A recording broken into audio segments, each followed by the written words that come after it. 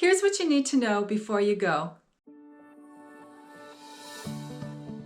This 15-mile multi-use trail is made of crushed stone and dirt and runs from High Bridge to Hunterdon County, New Jersey, and you can find the entire route in the description box below. This linear trail is relatively flat and accessible for cyclists of all skill levels. The well-maintained surface is easy to navigate as it passes through woodlands, farms, and beside country roads.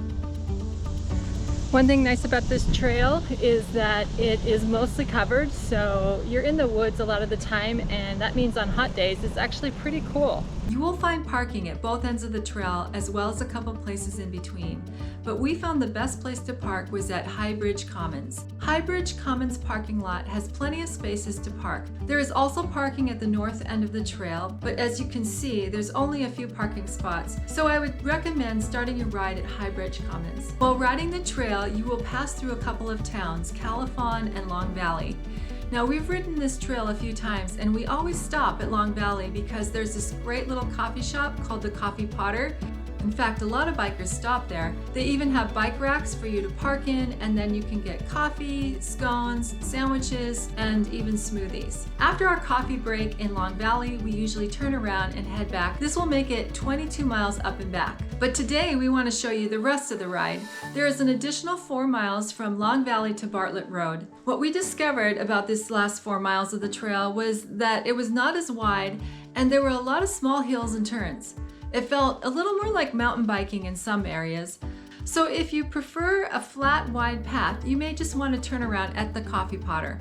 There was a hill I decided to walk down because the gravel was loose and I didn't want to lose control of my bike. Some people could probably do it, especially if you mountain bike, but I'm walking it.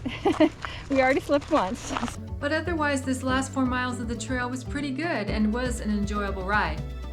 Alright, there's a really cool place on this ride, and it's called Willow Grove Farms. I've heard it's home to over 30 Clydesdale horses. The owners there are very friendly, and they allowed us a chance to see the horses and pet them. And if you're lucky, you might even see some of them on the trail because Willow Farms offers wagon rides for the trail. We will leave a link in the description box below so that you can find more information about Willow Grove Farms. Biking the Columbia Trail is really a great experience, and there are so many beautiful sights along the way. We've also created a virtual ride of this trail, and you can check that out right here. And if you're interested in a similar linear trail in the area, you can check that one out right here. Thank you for joining us on Gear Up Let's Go. I hope to see you on one of these rides or the next. God bless.